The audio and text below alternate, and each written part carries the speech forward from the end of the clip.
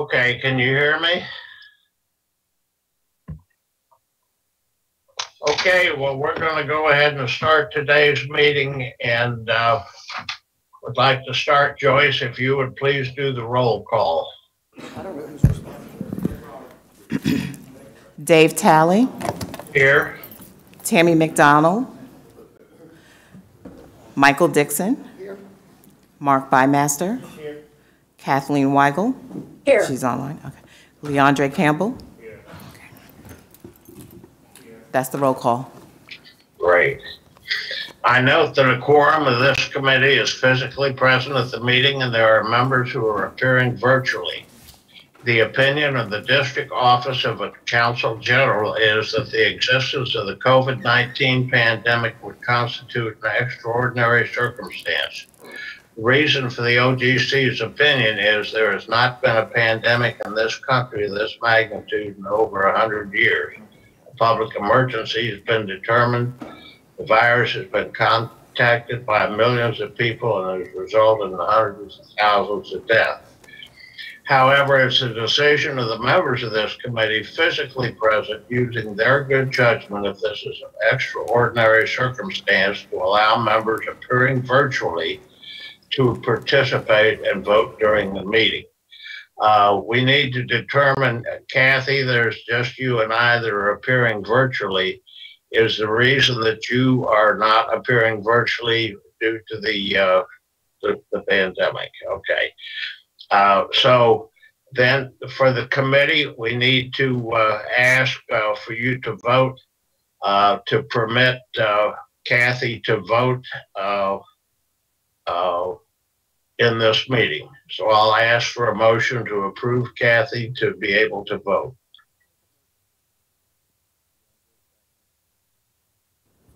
Leandre, second. Okay. Thank you. Is there a second, did you say? Yeah, please, when you make your motions and seconds, state who you are, since some of us are virtual. So we have a motion and a second? Yes, Leandre, second. Okay, all in favor? Aye. Aye. Okay, in my case, the reason I'm not there has nothing to do with the pandemic, and therefore I am eligible to vote. So with that, we'll move on and we'll do introductions, and I don't know where to start. I guess we could start with Kathy, who's virtual. So Kathy. Good morning, Kathy Weigel. How are y'all? Okay, other board members. Mark Bymaster. Leandre Campbell. Michael Dixon. Joyce Edison. Teresa Michael. Carrie High. Randy Law. Heather Frederick. Nancy Samuels. Brett Friedman, partner RSM. Chantel Knowles, manager RSM.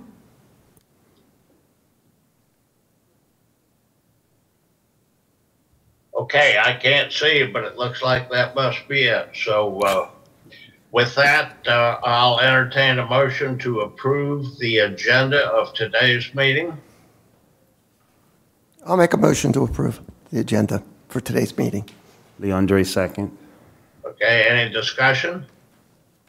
All in favor? All opposed? Passed unanimously. Next, take a minute and you can review the minutes of the August 20th meeting. And after you've had a chance to review it, again, I'll accept a motion to approve in a second. Leandre makes a motion to approve. I'd like to make a comment before we vote on this, and Okay, we can vote on it. This is Michael Dixon. I'd like to make a comment on the minutes. Okay, well, why don't we have a second first, and then there's discussion. Weigel, second. Okay, Michael? Yes. This is a comment, general comment about the minutes itself, the content of the minutes.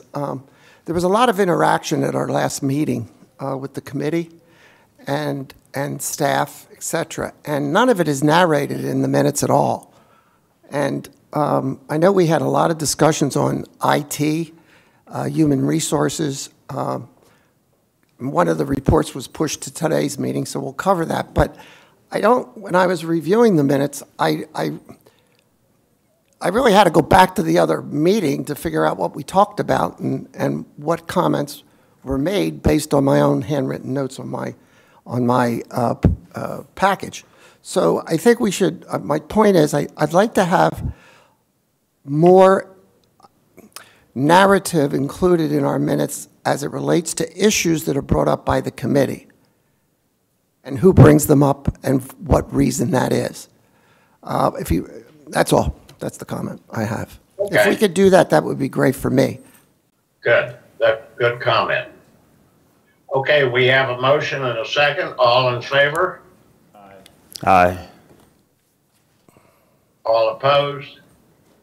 Passed unanimously. Are there any public comments? No public comments. Okay, hearing none, we'll move on to item 4, audit reports. Who's going to cover that? Terry?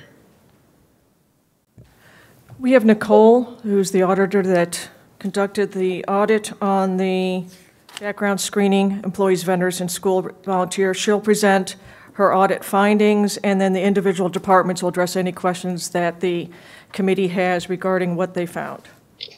Nicole? That's fine. Good morning. My name is Nicole Ng, and I will be presenting the audit results of the district's background screening procedures for employees, vendors, and school volunteers. The primary objective of this audit were to, first, assess the adequacy of the district's criminal background screening procedures, second, determine the extent of Florida statutes and school board policy compliance in regards to criminal background screening requirements, and lastly, assess the adequacy of controls for accessing district facilities by employees and vendors. The audit produced 5 major conclusions. First conclusion, the employee criminal background screening process needs improvement. Effective July of 2020, the district changed the hiring process. Applicants are not allowed to start working for the district prior to receiving acceptable background screening results. In order to gauge compliance with this change, we reviewed 60 randomly selected employees hired between July 2020 and January of 2021. The results showed that 70% of the sampled employees were not allowed to begin working prior to the district receiving their background screening results. 67% of the sampled employees had background screening results which were not accurately recorded in the Peoplesoft system, such as missing screening results and missing or incorrect dates of screening. Because our samples were 17% non-compliant, we further reviewed Peoplesoft termination records. Peoplesoft termination records show that 7 employees hired between August 12 and October 26 of 2020 began employment but were subsequently terminated because their criminal background screening results did not meet the district requirements. Second conclusion, the 5-year criminal background rescreening of employees was not always complete. State law requires that all district employees and contractual personnel must complete a Level 2 criminal background screening once every 5 years. We reviewed the background screening history for 60 sampled employees hired in 2015 who were due for the 5-year rescreening in 2020. The review discovered that 77% of the sampled employees had not yet been submitted to the Florida Department of Law Enforcement, also known as FDLE, for completing the mandatory 5-year rescreening. 18% of the sampled employees had their rescreening complete late. The delays ranged from 2 days to 4 years and 8 months. and all school police department staff were not submitted to the FDLE for completing a 5-year rescreening. For conclusion, Falcon records were not up to date. First, a quick brief on the Falcon. Falcon is the FDLE's database for identifying criminals and reporting data. The school police utilize the FDLE's Falcon system for 1, completing the Level 2 criminal background screenings for employees, 2, maintaining employees' digital fingerprints for future rescreening, and 3, tracking and notifying the district of any employee's new Florida arrest records. The Falcon system retains employee fingerprints and dates of background screening until school police delete separate employees from the Falcon system. Currently, FDLE charged the district an annual maintenance fee of $6 per employee for each record maintained in the Falcon system. Our review of the Falcon database found that the district maintained over 34,000 former or separated district employees and found 849 duplicated active employee records in the Falcon system as of May 25, 2021. Keeping these 35,079 needed records in the Falcon database resulted in an estimate and avoidable annual cost of over $210,000 and $474 to the district. Our comparison of the Falcon records to Peoplesoft records also revealed that 221 active employee records were not found in the Falcon database. Fourth, controls for the symmetric security system needs improvement. District ID badges serve as identification cards and electronic keys for accessing selected district facilities controlled by symmetric electronic door locks. Our comparison of 33,042 active cardholder accounts in Symmetry to Peoplesoft employee record revealed that almost 14,000 accounts in Symmetry did not include the cardholder's employee identification number. 492 accounts had an employee ID not found in the Peoplesoft system. 3,149 active accounts belonged to former or terminated employees, and 4,829 cardholders were assigned more than one access card. In addition, our review also noted that there is no formal procedures to retrieve ex-employee ID badges, and there is no record of disposal for ID badge cards of separated employees. Last conclusion. There are inconsistent procedures for verifying the background screening information of vendors and volunteers at schools. Effective January of 2016, all district schools started using Raptor for background clearance check. All school volunteers and visitors must scan through the Raptor system for background screening prior to passing the school's front desk and entering the campus. We surveyed all 170 schools and their procedures for verifying the background screening information of vendors and volunteers and found that 1, the Raptor system was not installed at 2 schools and was malfunctioning at 3 schools. 2, 6 schools did not screen volunteers through Raptor each time before allowing them to come on the school campus.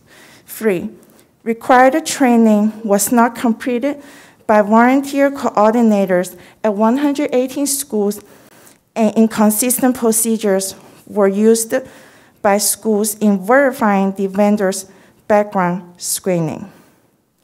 This concludes my presentation on the audit of the district background screening procedures for employees, vendors, and school volunteers. Thank you.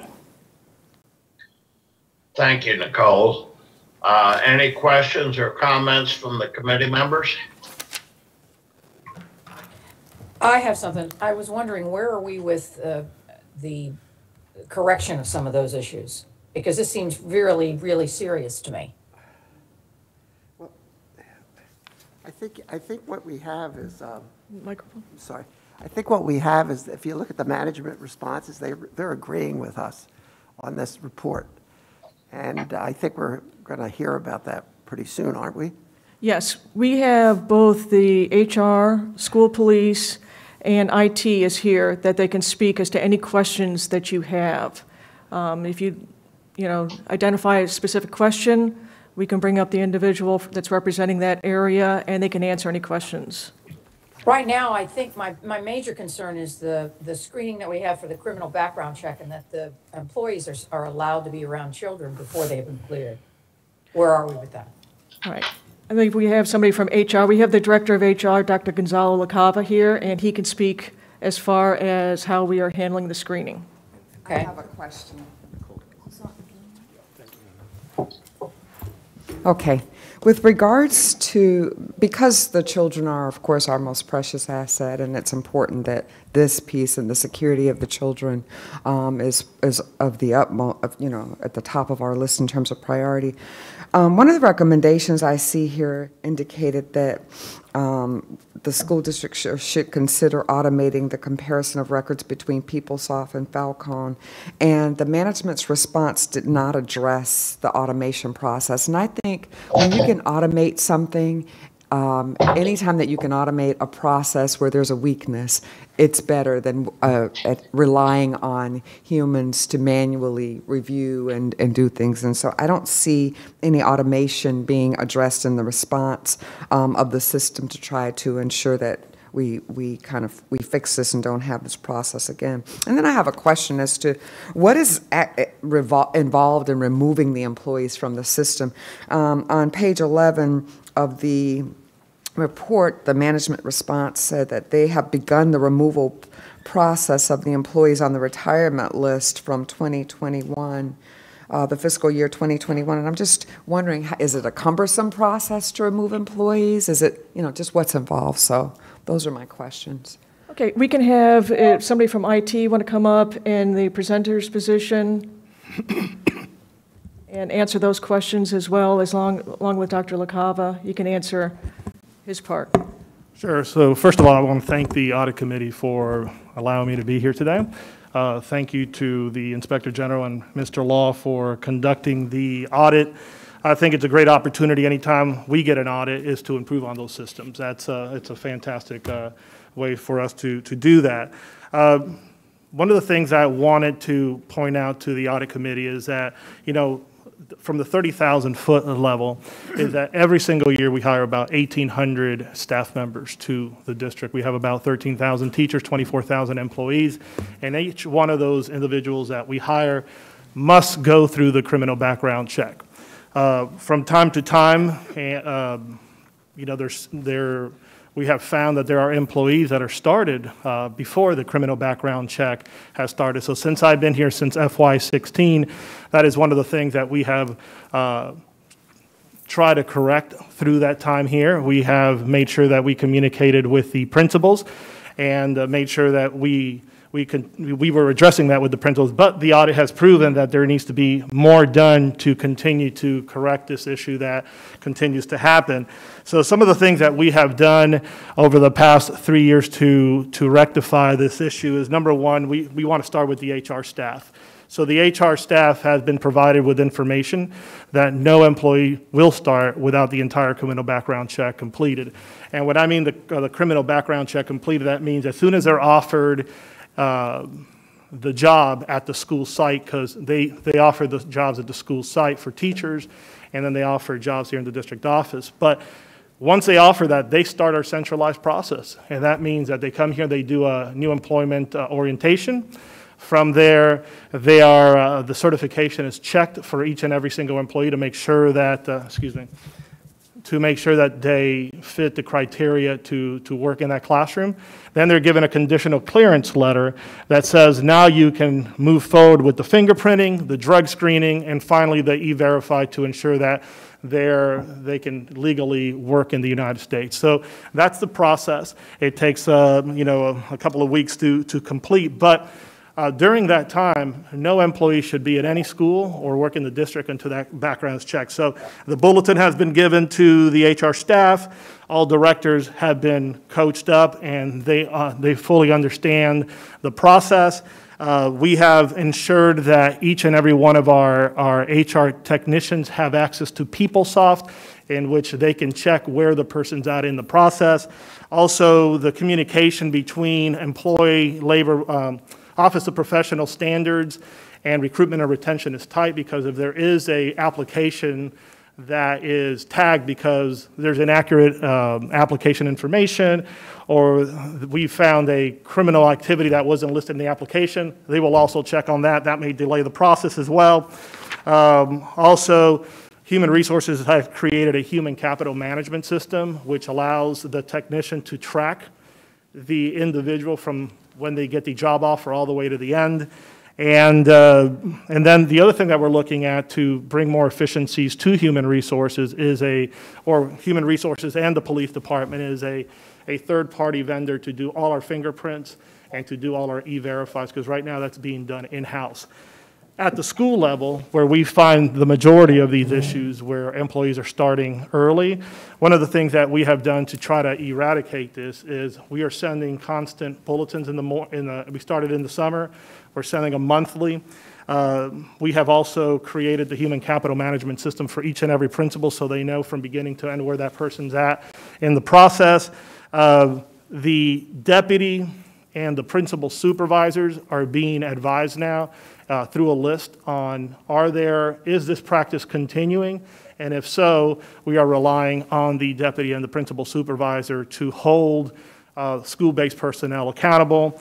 And then the other piece that we're doing, we're continuing to enhance our training for our clerical staff to ensure that no teacher starts before the criminal background check is done. So those are the steps that we have taken over the last 3 years, but specifically since the audits come in, we have tried to tighten the screws and making sure that this does not continue, because this is a huge liability to the district.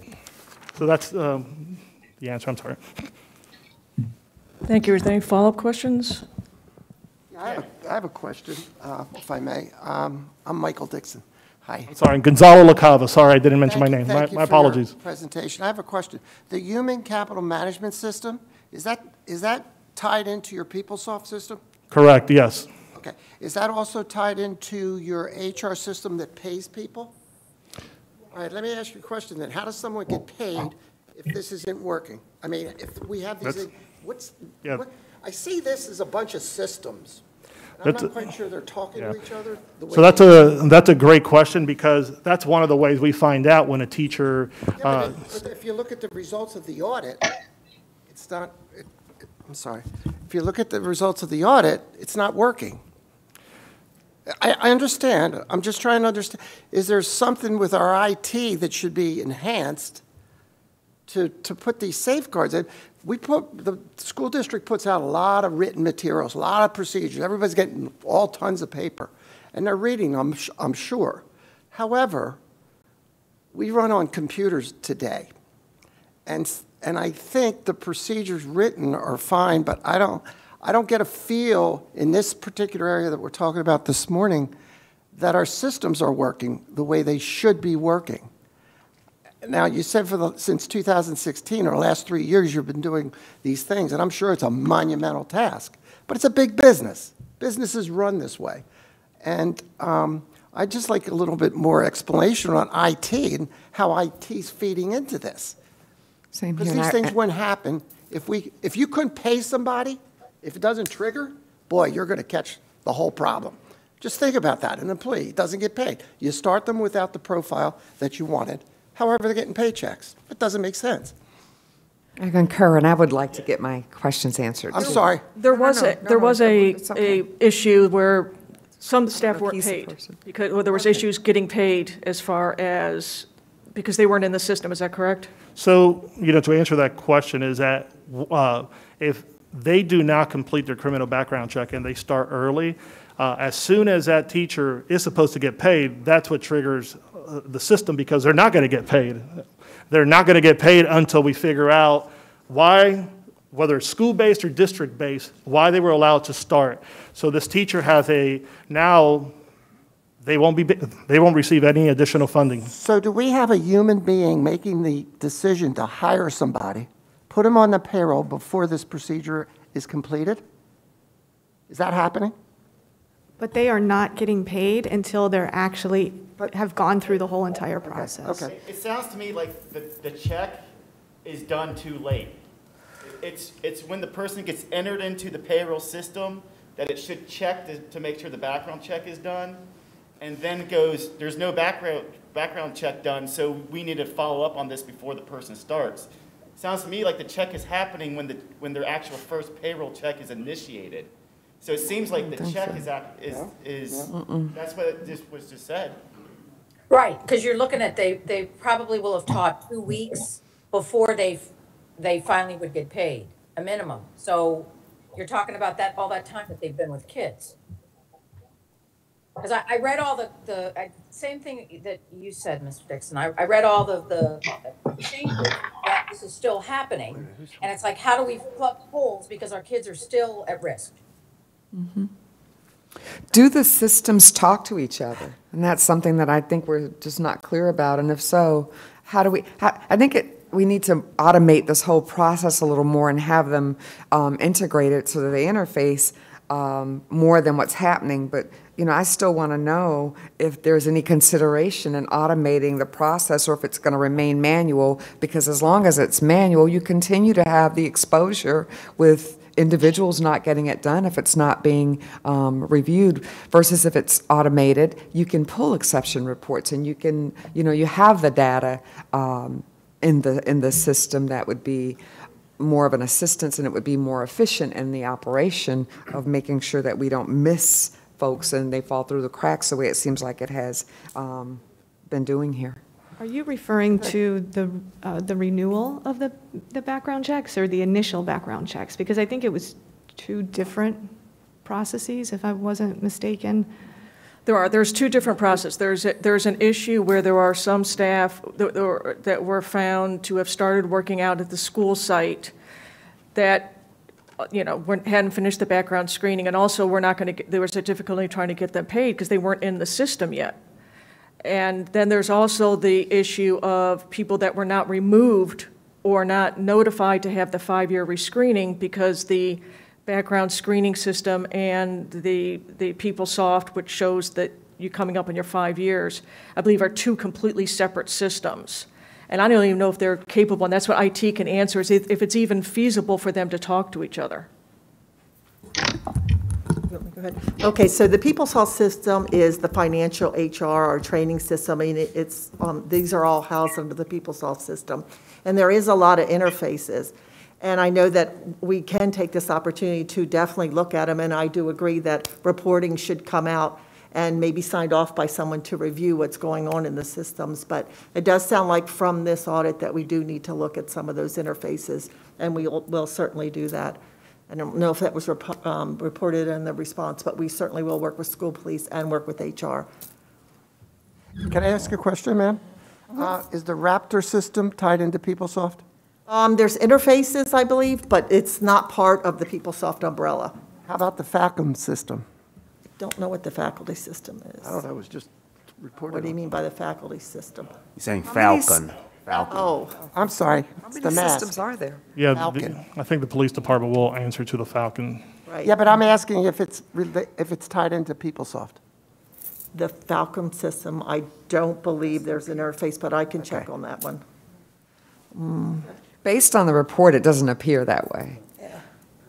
I guess it would be nice if we had a review. We don't understand how all these systems come together and how they work. We're looking at the reports and seeing Peoplesoft and Falcon and, Raptor and this and that, and they just don't seem to be coming together and working efficiently to ensure that our controls are as strong as they should be. It would be good if we could have, as the audit committee, maybe can have a brief workshop or a brief understanding of how everything works. At our last meeting in August, we talked about there's 1,700 hours in the work plan for this coming year. And a comment was made that maybe some time should be allocated to this effort, at our level anyway. I didn't hear any feedback on that, but. And what is involved in the removal of employees from the system? Is it an arduous process, or is it just you click a button, or? Yeah, that's not part of my, the chief, I don't know who's going to answer, or the IT, or? Who is this? Do you want to answer? We can also have somebody from the police department step up. We have another over here. Good morning. My name is Alexander. Deepak Agrawal. I'm the Chief Information Officer. So we do have access control through Active Directory. So we also have a single sign-on where everything is tied to SSO, which is SIS, Peoplesoft, anything HR says, hey, employees terminated.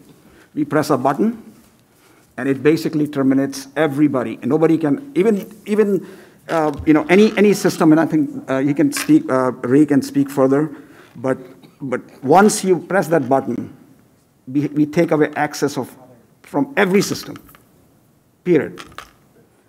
But I think the question. It's under the umbrella, but not outside systems.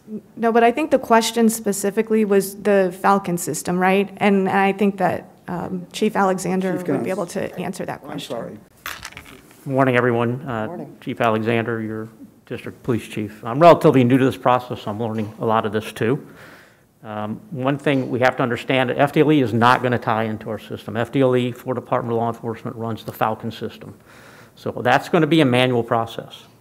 The integration can occur between our existing internal systems, meaning Peoplesoft and Symmetry, which is our badging system, right? So what we're doing right now is working to clean up all of the duplications and separated employees out of that system now. We're still in the process of doing that. Once that database is clean, then we're ultimately going to have a system whereby someone separates out of Peoplesoft and they're removed from Symmetry. And that's the whole, again, access control, badging, and that process. So that is one integrated process. What we did to address the issue of people that either need to be removed or have their 5-year check done is we're getting monthly reports now from Human Resources. And based on that, we're going into the system and either renewing or removing people from the system now. Now, there's a lot of, as you read this report, this dates back to the early 2000s. Okay, so we're talking thousands and thousands of records that we're going to go through over time from a Falcon standpoint and clean up that part of it. So I hope that answers some of your questions. So have there historically not been processes and procedures in place that staff can follow that addresses these, and if the answer is no, are they being put in place now? So if you could respond to that, please. I believe there are gaps. There are processes. My interest is ensuring they're documented, and then there's some performance expectations and going back and how many people have been removed. And right now we're in the process of trying to fix a lot of what we have to in the databases, develop processes, and try to process a lot of new people in the system. So we're going to do it. It's going to take some time to do it. But ultimately, we need to formalize some of those procedures. Like that monthly report's got to be documented somewhere in a written directive. And so that's going to be one of our goals to ensure that that happens over time. And as much as we have a lot of procedures, we really don't. And that's something that I think overall, that as a district and as a department, we're going to look to improve as time goes on. Thank you, Chief. Mr. Chair, Leandra here, question. Yes. When it comes down to, let's take the Falcon system, which is an FDLE system, correct? We take that system out of the place. What are the systems, the IT systems that's being used to get that teacher or vendor into the school site or hired? I hear Symmetry, I hear Peoplesoft. What are the others? Or are there any others? Specifically relating to hiring, I mean, it is our Peoplesoft HCM system. And so that is where we start with position control, which we have very strong position control in the district. No position can be advertised without it going through the budget department to ensure that, and a person cannot get placed once they're hired. Once they go through the interview process, they have to be placed into a vacant position. So that starts with the position control piece. The employee is not going to be activated in the system until they've gone through all those other processes. So that background process is outside of Peoplesoft. It will always be outside of Peoplesoft, but that person will not be activated and will not be paid until they've actually been cleared. And that's for a new employee. So we do have very strong position controls within our district. You know, there are other districts where it's not in the budget department, but in ours it is in the budget department to ensure that segregation and separation between the HR department as well as on the financial side. Because if you lose control of your positions, that's the bulk of our budget. So true. I'd like to make a comment and ask a question. This process, more or less, has been the same for years. I remember as a practitioner, I would employ someone, a teacher, for instance, and it was 2 months before they sat in the seat, if it was done correctly. But I still see the same holes with the different systems not speaking or people not speaking. And as a practitioner, I would have to say, where are we with this? Whatever. It doesn't matter how many memos you send or whatever. I didn't get to the memo until at night after the day was over. So my end comment is, how do we plug the holes immediately? And I read all the responses to this issue so that the principals aren't chasing after that as another thing to do. We need to fix this. These problems have been the problems for 20 years, no matter what the systems have been. I just think as the end result, we owe it to our principals and our kids to say, okay, we've plugged the holes and now whoever the employee is now cleared to step up and be in our school system. How do we do that? And I think it's how we do it quicker than what we're doing now, because we have all these procedures in place to ensure that we hire somebody who meets all the qualifications, like you said, you know, for our students. And I mean, that is what our priority, that is our priority. But with that, it's a longer process. And so what I think we've been working on internally is trying to, how can we keep all of those procedures in place because we need them all, but how can we do it more timely? And you got to do that. You have to do that with technology. Right. You have to do it with technology. How is, an additional question, how is outsourcing fingerprinting going to improve what we're currently doing? Well, it gives us more options, I think, in terms of efficiency. Obviously, you have more opportunity to get folks into the process. The other thing it does give us the opportunity to do, and this is something we'll have to discuss with finance, is allocate more of our resources to actually auditing and updating and improving the system. So we've seen this in records management systems in law enforcement, is that when you have the folks do less inputting on the record side and more auditing, you get a better process at the end. You ultimately ensure your records are correct and that they're kept up to date. So that's a decision that the district's going to need to make is if we do go down this path, are we going to spend some time on this manual process of ensuring our Falcon records are where they should be, you know, our symmetry information on access control is where it should be, and that we're doing what we need to do as it relates to auditing our own process on a day-to-day basis. You know, we're not going to be able to get away from the fact that we hire employees, we work them through a process, we fingerprint them, the FDLE looks at the background outside of our process, right? And then we get results back. Now, there's some other parts of this process that could delay the process, because I heard us starting to talk about efficiency here a little bit. One of the things we've not talked about, and I don't know if Dr. LaCava wants to mention, is that we are doing a pretty quick process in terms of getting people on board. There's another pain point that we didn't mention this morning that we're hearing from the field, which is we're not getting employees fast enough. Well, why is that the case? In some circumstances, we're actually running the backgrounds and ensuring they're clear before we put them into our schools. Okay, so, let's remember that that's part of the process improvement that's actually creating some issues. Dr. Cobb, I apologize for getting into your area, but I get a thumbs up from him. So anyway, I think to answer the question directly, we give more opportunity to our applicants potentially through an outsourcing option. We also give the district more opportunity in terms of evaluating, challenging the process and improving it. But doesn't outsourcing adds an additional layer to an existing broken system? Well, I guess we have to define broken to a certain extent. The computers aren't talking to, the systems aren't communicating with one another as outlined in this report. So I do understand that this has been taking place for some time and it's being corrected. As a parent with a child in Palm Beach County school system, yes, I want to see the teacher in the school. Yes, I want the vendors on campus providing the services. Yes, I do see the efficiencies in Palm Beach County that I haven't seen anywhere else. What I'm outsourcing fingerprinting and adding an additional system that we wouldn't be able to communicate with doesn't seem to be the best idea at this moment. I think you raise a great point, and there's some risk, absolutely. I'll tell you this, and again, I'm just going to be very direct with you. You have to commit the right resources to make this work well.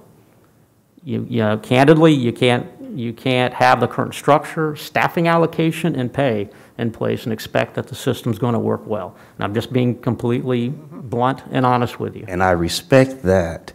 Now, the question is, have IT, HR, school police put together a plan and presented it to finance so that it could go up the chain? This is what it's going to cost us to correct our system so that we could get all employees in the workforce cleared efficiently, and we're not having a broken, well, I don't want to keep using the word broken.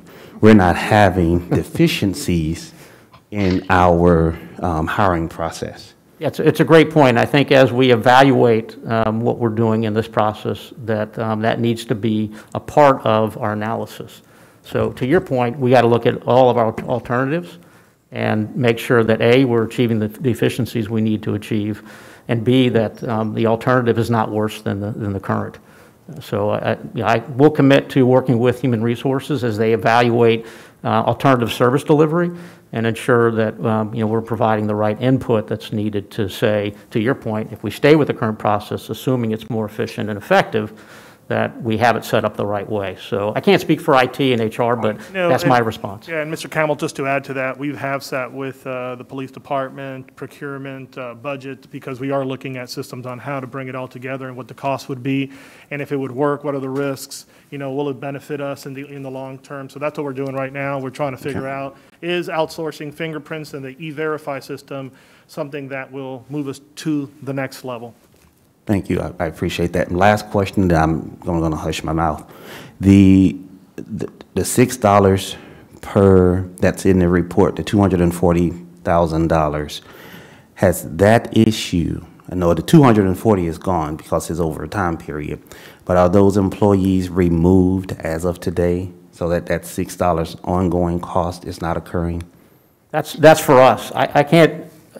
We're still cleaning up the Falcon database, and that's going to take years, or months, I should say. I think 6 months is what we said process-wise that it'll take. To your point, we're continuing to clean up that database to get to the point where we're not getting charged for people who don't work here. So obviously this report is troubling to the committee, and it should be to the staff and to everybody. What I would like to say is that, or suggest, is that staff come up with the plan, come up with the procedures, come up with updating the policies, and a plan with timelines, with deadlines, that are realistic. on the tasks that have to be performed, such as you just indicated with going through the thousands of records in Falcon and so forth.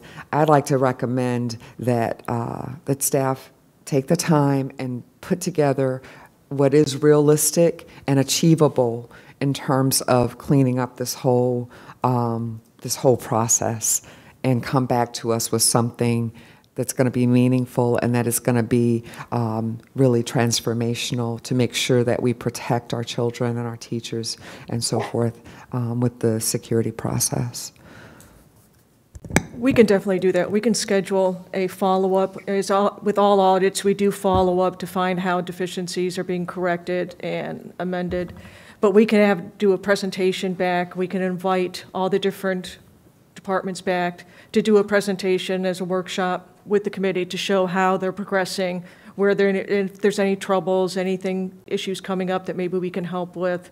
But we can definitely facilitate that. And I know that all of the departments are more than willing to come together and present to the board, the committee, what we have here. The thing I think is vital is that we have some timelines. My comment is, Okay, can we set up some type of timeline now? No. but it kind of seems like the single priority to fix this should be IT based. And it seems to me that that's not the priority to create procedures to fix this. Like to remove the employees that are in the Falcon that shouldn't be there. It should be, you take a database from Falcon of who's in there. You take the database from the school board system of who should be. You just match them, figure out who's in Falcon that shouldn't be there, and then it should be, like an Excel sheet should be submitted to the Falcon system and automatically deletes all those people. It should be a day process. And I don't know if anyone's utilizing it that way. I think one of the issues probably, and correct me if I'm wrong, Chief, but Falcon, because it's an FDLE system, is a secure system that doesn't allow any type of interface with anything outside. So it has to be done manually, and I think that's where the issue, I don't know if there's a way to dump the information from Falcon into another database and then move it from that way. That might be. That's an IT issue. Yeah, I think it's a great concept, Yeah. and again, I don't want to say definitively it can't be done, because I know in other systems the states run that you can do spreadsheet import and do that. I'm concerned that that's not the case in Falcon, but we certainly should investigate it and push the state. I'm all for suggesting improvements in that process. It may not be doable, but certainly something we ought to push for sure. Yeah, so that's my comment. The focus should be on seeing what can be done IT-based and doing all you can IT-based, where it kind of seems like the IT-based is just being skipped over, and we're going to try to figure out a way to fix this without utilizing technology. So I'll speak first, Ray Usler, IT Director of Security. So the Falcon system, just to reiterate really quick, it does have sensitive information, and that's why there is no direct tie-in. They won't allow it. They have special audits, special controls, special access, very rigorous, and who can even access it. So like in IT, we can't even access that system. Okay. Right? So it's not like I can walk down there and do anything. Okay. So again, it's even physical controls. I can't even get close to it. The best we probably can do is in Peoplesoft run a report and run some spreadsheet and then try to work with something coming out of Raptor, and then maybe the police can do a compare, I think is what you're looking for. Yeah. But that unfortunately can't. Okay, I understand now. If there's no integration whatsoever, then I see where the problem lies. Yeah, unfortunately, it's a very, because of the sensitive information, we can't even put a lot of it in Peoplesoft. All I can do is say a background check has been done, yes or no. That's it, because otherwise, then it gets into a lot more detail and a lot more control. So. I guess, so it can't even tell you if it can only tell you if a background check has been done, not if it passed. Correct, because that would set a different level of access then. Yeah. And then it would put Peoplesoft in a greater secured environment, which is a Okay. lot of work, so. So now it makes sense why it's, Yeah. there's no integration, so everything I was just talking about can't be done. Right, like I say, we don't have access to it, very controlled. We go through audits on it just to make sure we don't have any access into that. And then, because, again, it's background checks and stuff like that, so very sensitive. But, you know, again, maybe in Peoplesoft, IT can work with police and do some kind of manual, unfortunately, Yeah. manual compare report. Okay, further comments or questions? What have we Hearing concluded? none, I would ask for a motion to accept this report. What have we concluded So- here? What's our action point here? Do we have an action point? I think it was, Right, in 6 months, we come back with a presentation as to timeline, where we're going, and they can do a workshop with us. Does that seem reasonable to everybody? Sure. All right, so That we'll would be schedule it for 6 acceptable. months. We'll come back with a progress report, timeline, and the committee can take a look at it then. Thank you. Thank you. That's satisfactory with the committee? Yes. Leandre here. No, it's not. And I apologize. I think in 6 months, as there should not a timeline, there should be some progress in 6 months, some actual completion of something, even if it's just a cost analysis or plan as to what it would cost, something that we can present to the board and say, this is what the departments need in order to move this forward. And then the timeline can be created as to how we will get to the execution of this plan or the proposed plan. So that is more satisfactory, other than just in 6 months, we're going to do a health check and say, okay, here's the timeline. Actually bring something back. No, I meant, I'm sorry, wasn't clear with that. Timeline was included with the presentation, along with where they are at, how they're progressing, any issues they've encompassed or incurred, and any way that we can help them and assist and give them the oversight to it. But no, the timeline was just a portion of that. Thank you. Mr. Chair, I can accept that and we can move forward. Okay, I would ask for a motion to accept this report. Weigel, so move. Second.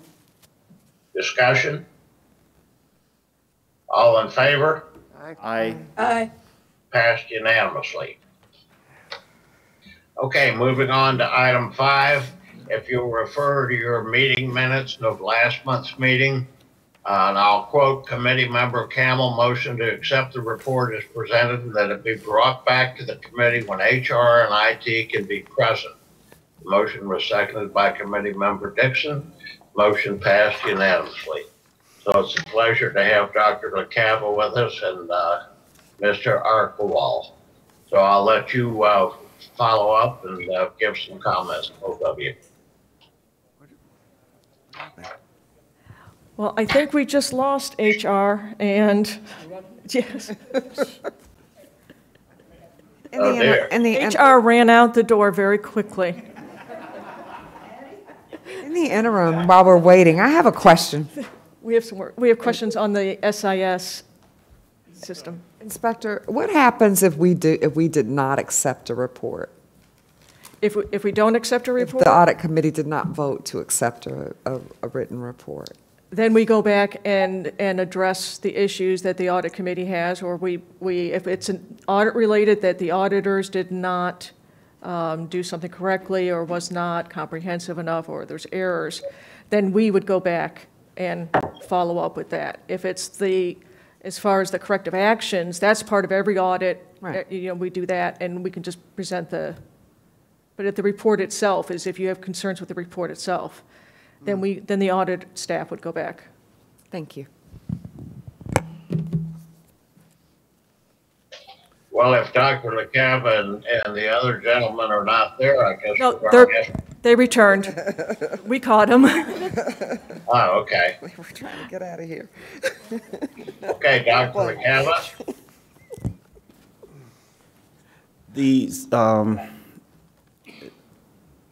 The question was, at the last meeting, not trying to recall it, I just want to package it properly. The IT, the employees' access to grade changing existed, and the person was no longer an employee. And I was trying to understand, how was that happening how's the access still there? And it may go back to what we discussed 5 minutes ago, but how, if you can walk me through that. Okay, my name is Michael Vai. I'm the manager of the SIS. Once an employee is removed from employment, they are taken out of Active Directory and they have no access in SIS whatsoever. They cannot make any changes within the system at all. It's like taking them up to the front door of an office building. They don't have the key to get in. So if they're out of Active Directory, they cannot get in SIS and make any changes whatsoever. I have a question. But that That's a great wasn't answer. happening. How do you get them out of the SIS system? Where's that coming from? We take a feed from the ERP, the Human Resources System, on a nightly basis. Human resource system. Is that the capital management system? No. Yes, sir. That's Human Capital Management. Yes, it is. Yes, it is. Yes. Yeah, it's the, And that's tied into Peoplesoft. that is Peoplesoft. That is Peoplesoft. Okay. Okay, thanks. So that's fed every night. They're taken out of Active Directory. And once they're out of Active Directory, almost every application we have in the entire district is fed off of Active Directory and SSO. And if they're not in Active Directory, they don't get the keys to come in. And I believe this is done within 24 hours, correct? That's what Yes, sir. It's a nightly basis. There's something not happening. I'm hearing, I guess that's why I'm hearing what's taking place or what's supposedly take place, but there's still something broken because the access is still there in somewhere, because it's happening, according to the report, it was happening after the person was no longer employed. Okay, so there's two different levels of access. There's access to the overall system, and there's access inside the system. The access inside the system, once you're in, which controls, like if you're in an office building, which rooms you can go into, that is controlled on a nightly basis as well, but the termination of employees comes in on a monthly basis. And we terminate all the access within the application itself on a monthly basis. But they can't get in on a nightly basis because of Active Directory updates. So, Michael, when someone's terminated, they hit the button and they're terminated, that can take up to 24 hours to... It's a nightly feed. So if HR enters it today that the employee's been terminated, we take that feed in that night and they're taken out. So they're removed and then they no longer have access. So in this report, how were the people gaining access after that period? They weren't? They were not. There is no way for anybody to get into the system once they're out of Active Directory. It is an impossibility. So what was I don't have the report in front of me. What was the...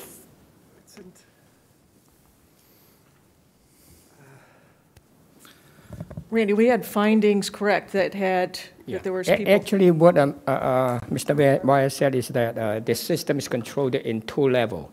One is the Active Directory to allow you to go into the system itself. The second layer of the access will be within the SIS as to what features you will be able to do. what functions you can access. So the finding here is about the detail, the second level, that the user profiles were not deactivated in a timely manner within the SIS, not about the Active Directory. So unless if, somebody has a very professional ways to bypass the Active Directory to go in directly to the SIS, then there might be a potential issue there. But just a potential issue there. It's not really. But for the general people, they need to go through the Active Directory in order to access our SIS, because the SIS is linked to our Active Directory for the the access. So it's like what Mike said. It's the first level is the door that you go into the building first before you can enter any rooms inside the building. But the SIS profile is to allow you to go into individual room within the building. Is that correct? Correct. Once you're in the system, what you can do within the system, and that's on a monthly basis. Can that timeline be addressed? I'm sure it could, but currently our procedure looks to capture anything that might be a delay within data entry of the person expiring. So we go back for 2 months to make sure we capture everything. We can make it more frequent, but there's really no threat there because you can't get in the front door to do anything coming out of Active Directory on a nightly basis. So no one can actually change a grade after they're terminated. They might have some sort of access to something, but they can't actually do anything. They don't even have access at all. Yeah, yeah. They are completely out. They can't get in to see it. They can't get in to change it. There's no access in the SIS once they come out of Active Directory. Yeah. So what were you kind of saying? Like if they were like a hacker and they could hack into the system, then they would still have their inside access. They would have to hack into Active Directory. Yeah. Okay. And from what I've seen of our Active Directory, that's a major feat. Yes. Okay. Mr. Master, just want to follow up on this. We did also look at the actual transaction log, and then we didn't find any activities by those separate employees after separation. Okay. Here it reads that there are separated employees with active SIS user accounts. Explain that one to me. How? That's the accounts within the application. Within the application, we have what we call profiles. Like a principal, we get a principal profile, and that tells what he can do. A teacher is a teacher, and that tells what they can do. Those profiles inside the SIS, they are withdrawn on a monthly basis for terminated employees. They're indated at that point. But they can't get in to use them once they're out of Active Directory. Essentially what it's saying is they're outside the building's now locked. Right. If they somehow found a way into the building, which is almost impossible, they would have access within what they had before until we indate that, yes. But it's almost impossible for them to break into the building. Right. Yeah. Employee access to SIS granted prior to completing required training. There's 5 users were granted SIS access from 1 to 67 days prior to the user's completion of the required SIS online training course. How is this happening, or is it being corrected? I'm assuming it's being corrected, but explain this one to me. Okay, so teachers do not have to go through training to get in the SIS because the level that they have access to is very simple and very user-friendly, and they have their individual groups within the school to help teachers. If they get stuck, they have the gradebook manager to help them do that stuff. Other employees must go through the training in order to get the tile within the portal to get straight to the SIS. We do have a few instances where things have been thrown at us from the state where we had to address things immediately, and those people have been given access to go in without going through the training, but that's usually under the leadership of somebody else there in the office with them that has had the training until they can complete. But we do get sometimes strict deadlines from the state that we have to answer things to. So somebody may get something for, a perfect example is mental health issues. After the Parkland thing, we had to implement some applications, and some people came in and they didn't take the time to go through the training, but they were sitting with somebody else that had. And does SIS communicate with Peoplesoft? We pull from Peoplesoft on a nightly basis. So we know every employee that's coming in, that's brand new in the system, and we auto-provision based on job codes as to what they are. A principal would get principal, stuff like that. That's a manual thing? No, sir, that's an automatic system that happens every night. Okay. I have a comment on the actual, it has nothing to do with the security, but the actual controls in the system, where we were told, last meeting that a data processor can actually change the grade. Well, I can answer that question. So that's what I said I would follow up with. So right now, currently, that is the process, but there has to be a form that's completed and before that grade change is made, that's signed off by the principal. I agree that having a manual process is not as good as having a systematic one. So we're working on developing and putting that into the SIS system, that every single grade change that is done after the closing of the system is routed to the principal for approval. But since that's going to take a little time in development, I wanted to make sure we have a mitigating control put in place. And so we're working with IT to develop a form, a report that we'll be able to review, that will identify all the grade changes that were made that were outside of that normal process. And we can make sure that the principal has, reviews it, signs off on it to ensure that they have approved any of those grade changes. But the ultimate fix is going to be the systematic routing of all the grade changes to the principal. Okay. Okay, does that answer the questions in terms of the update? Yes. Yes. Oh, yes. Okay. Then we're going to move on to item number 6, update of internal funds audit, Inspector General Michael. Thank you. Thank you. I think Randy? Or Randy. He's wanting to leave. She can't leave yet, Randy. I'm sorry, this is Randy Law. This is just an update on the internal funds audit. And because this year is a little bit different from prior years because of the pandemic. And then we did not start doing any or scheduling any school audits until after the 2 weeks of the school opening. So we did not start any fieldwork until the first week of September. So as of last Friday, we have completed the fieldwork for 23 schools so far, and then we still have 151 schools to go. So I expect that we will still be on time to complete all the fieldwork by sometime early March of next year. So it will be able, the final report should be able to be presented to you for acceptance in April, something like that. Thank you. Thank you, Randy. Is there a motion to accept the update of the internal funds audit? So move. I'll second. Second, discussion, all in favor? Aye. All opposed? Passed unanimously. Okay, item 7, RSM audit plan. Are either Brett or Chantel there? Yes, we're both here. Okay, great. You're on. All right.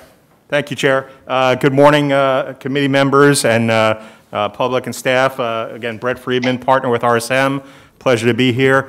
Chantel and I are going to walk through our audit plan for the current year. It'll go through certain required communications with the audit committee members as the individuals charged with governance.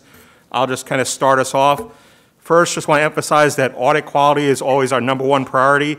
When planning our audit, we set the following audit objectives, which is a robust challenge of the key judgments taken in the preparation of the financial statements, a strong understanding of your internal control environment, and a well-planned and delivered audit that addresses findings early with those charged with governance. Again, just going through the introduction here, Joyce. Okay. Then just on our executive summary, again, the audit planning process involves communication with the members of the school board as well as this committee, also meeting with the superintendent and management.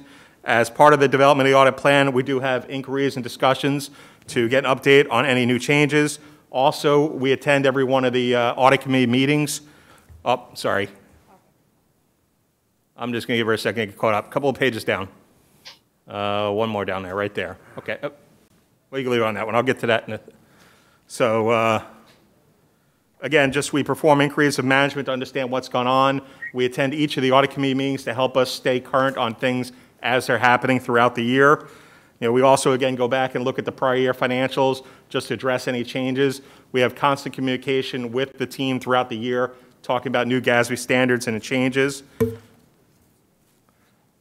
Then the scope of services that we've been engaged to perform is we've been engaged to perform an audit of the school district's basic financial statements, also to perform a compliance audit of the school district's federal expenditures in accordance with the requirements of the uniform guidance, also to perform an audit in compliance with the rules of the Auditor General of the State of Florida. And as part of the rules of the Auditor General of the State of Florida, we also perform an examination of the school district's compliance with Section 218-415, which deals with the investment of public funds. Again, this audit is focused on finance and compliance. The Inspector General's office focuses, as we've heard, on the operational side of things. One of the key things, if we can go to the next slide, Joyce. Oh, sorry. I said Joyce, but it's Chantel. Okay, so it's not working great. Sorry, guys. Just want to emphasize that, effective communication between our firm, management, the audit committee, the board is critical to us successfully completing the audit. We want to let you know, of course, we're here at every meeting and available throughout the year if there are any questions or concerns of any nature. We do take into consideration everything from our conversations and build those into our audit plan each year. I know the slides aren't working great right now, but I'll just kind of walk you through. The next one is the audit communication responsibilities.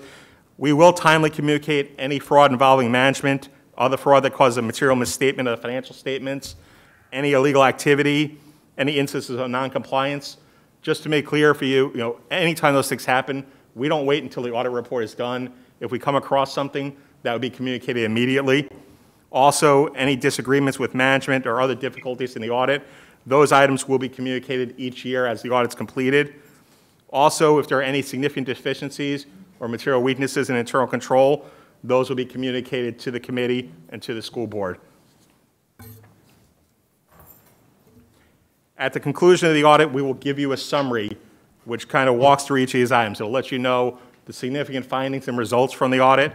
It'll let you know our views about the accounting policies being applied, whether or not they're being consistently applied from year to year.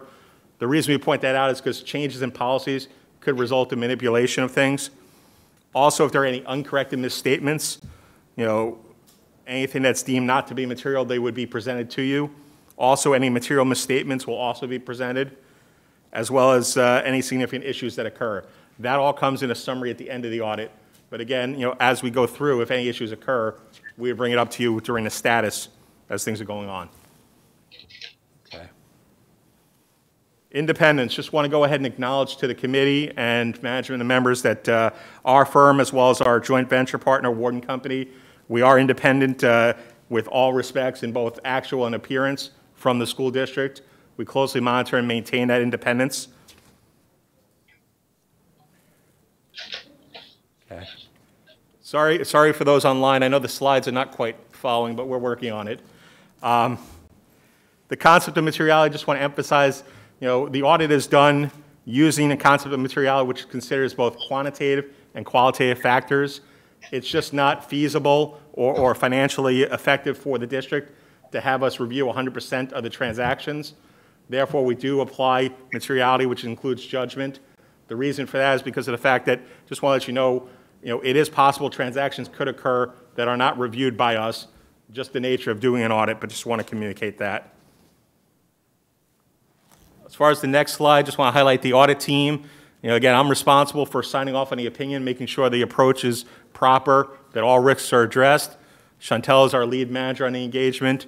Jean Borno is the in-charge. And again, we work with Warden Company, who works closely with us as our joint venture partner. Also, we have an independent concurring reviewer who provides an independent review of everything to make sure that integrity is maintained throughout the process.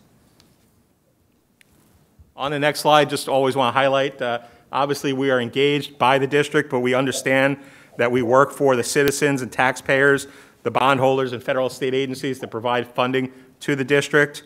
We also obviously are employed by the school board and work for the school board as well as their delegates through the audit committee, and also that we work with the superintendent and management.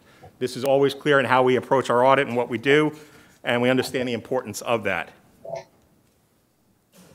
On the next slide, again, just our audit is done in accordance with generally accepted auditing standards, government auditing standards, and the uniform guidance, which is federal awards guidance.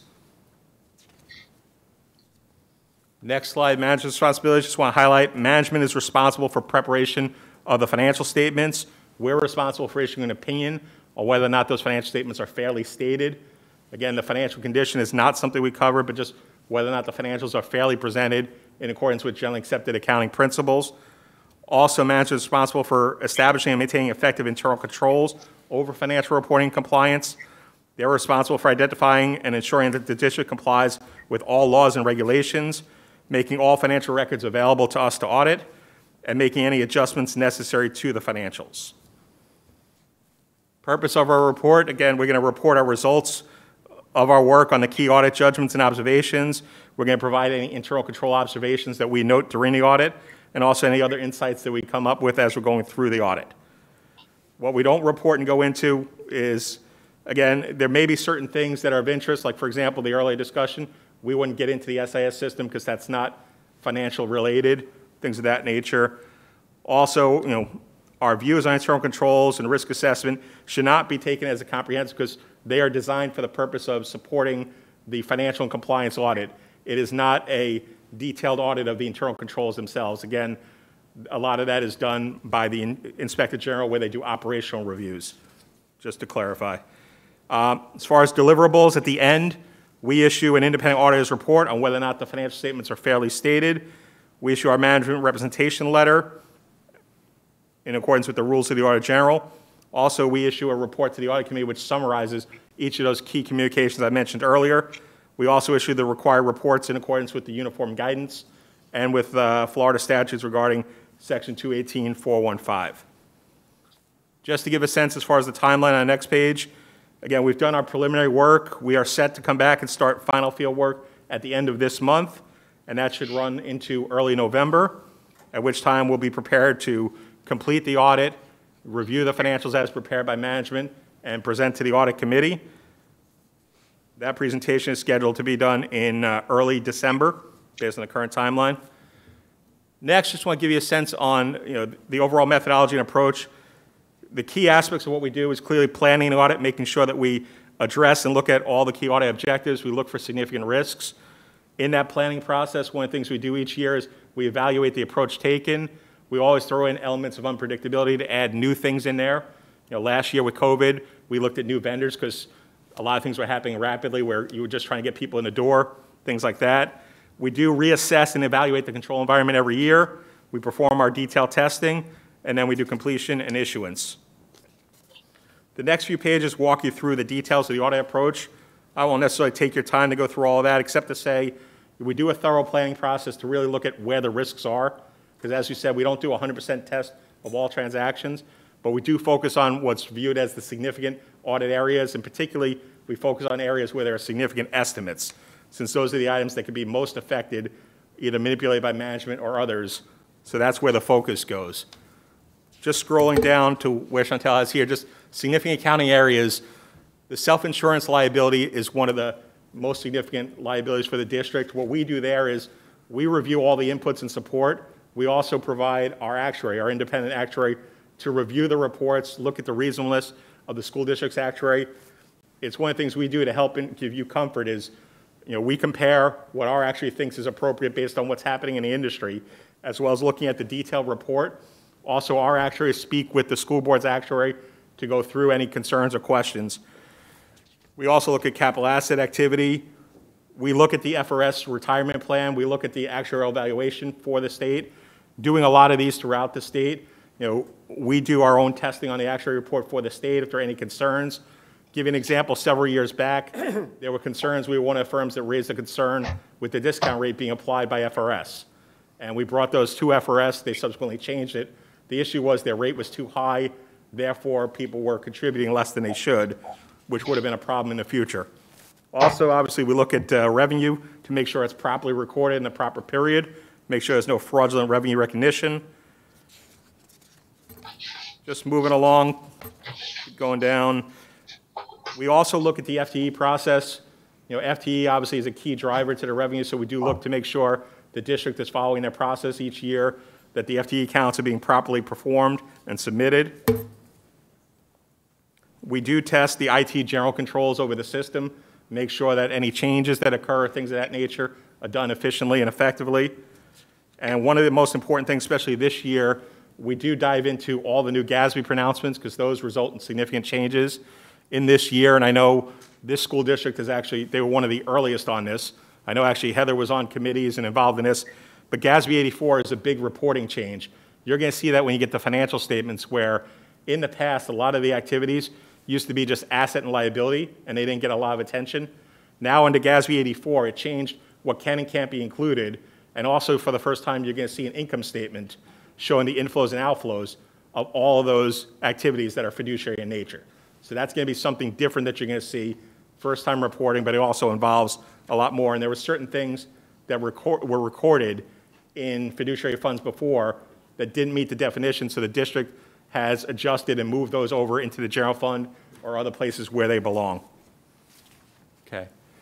Just next update, again, coronavirus obviously, unfortunately, still here as we all sit here with masks.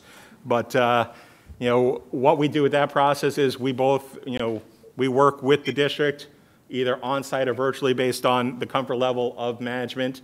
You know, we're capable of doing both very efficiently. You know, another important thing to emphasize is, you know, we do constantly provide guidance as that's coming out. We have a website that is out there for anybody, whether it be district employees, school board members, or audit committee members. If you want anything on the latest information, particularly as it affects accounting or financial reporting, compliance, you can go to the website that's listed here. It always has all the latest information that comes out and lets you know the key items. We do that to try and provide information, you know, to each of our clients to help you stay timely, especially when CARES Act came out, it was pretty much changing daily. So that gets updated constantly. Next thing just to point out is fraud considerations. One of the things we do as part of the audit is, you know, management override is always a concern. But one of the things we do is we are not doing the audit specifically to look for fraud. However, under SAS 99, which is the audit standard, we do consider fraud. We have inquiries. We will be meeting with the Inspector General, with the chair of the audit committee, with the representative of the school board, and a variety of just other individuals throughout the district, just to ask pointed questions and to look for potential things. We also will do some testing to look around that. Again, we would ask if anybody on this committee has any concerns about, you know, fraud or abuse, please feel free to reach out to us. You know, if you don't have our direct contact information, you can reach out to us through the Inspector General's office. You know, we're happy to answer or look into any considerations.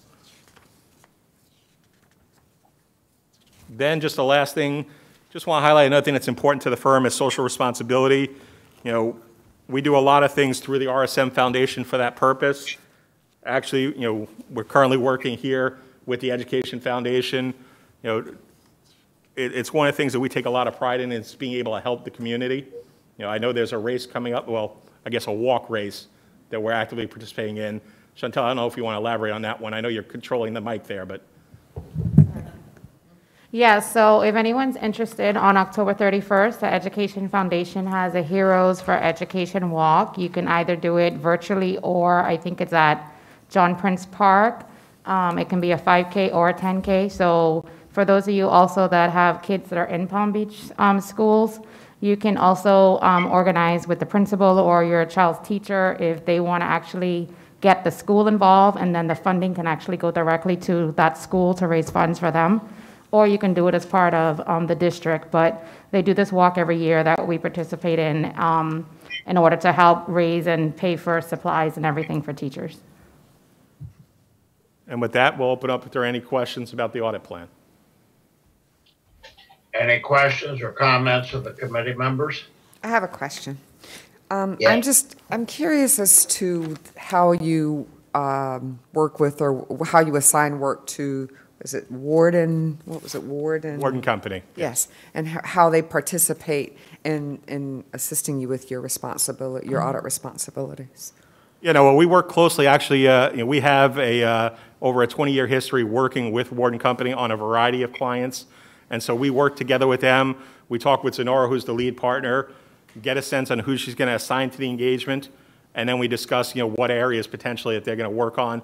We have them work throughout the audit, whether it be financial or compliance, but it's a straight partnership. We work with them here, we work with them on the county, we worked with them before in the city, so it's kind of working together depending on which staff. Sometimes they have more experienced people, sometimes they have a younger staff, so we work with her and adjust it.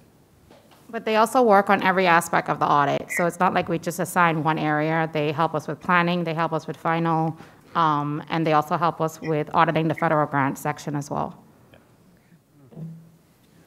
Leandre here with one question. Leandre. Thank you, Mr. Chair.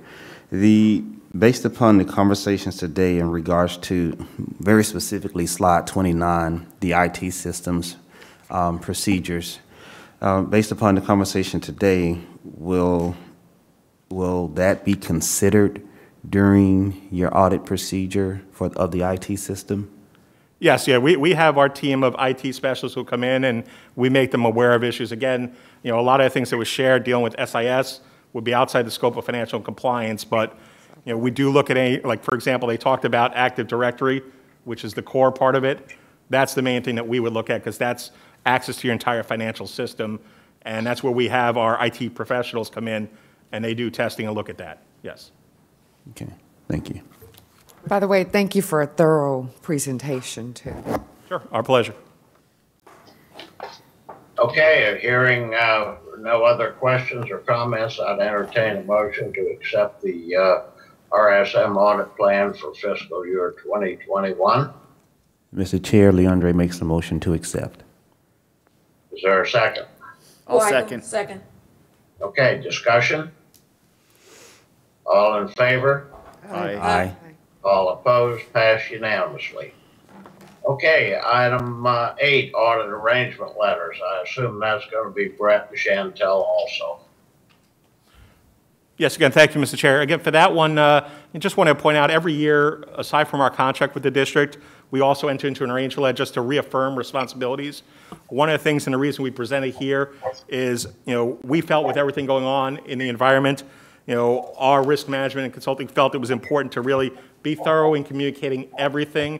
So you'll notice there's a lot more things dealing with personal information, data compliance.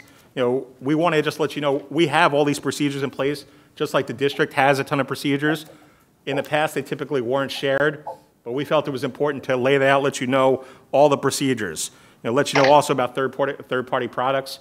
So the reason we were sharing here was just to make you aware that all these additional controls and things we have in place over confidentiality, data protection, use of third-party products such as the Microsoft Office suite, just to let you know all the things we do. So they're in these letters, and in talking with management, that's why they want to make sure we share with you to make you aware of all of that.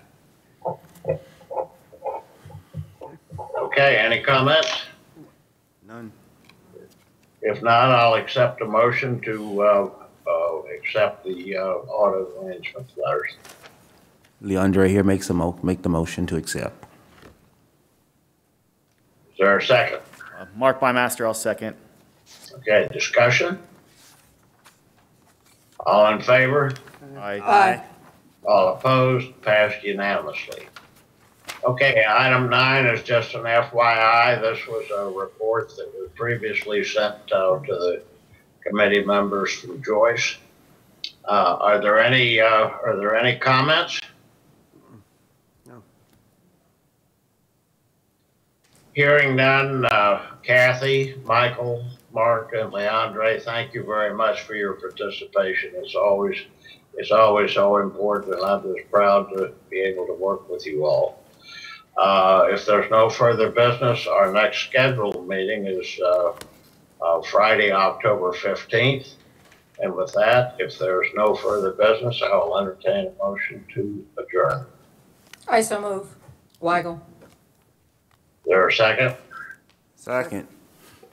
Okay, all in favor? Aye. Stay well, and look forward to seeing you next month. Thank you.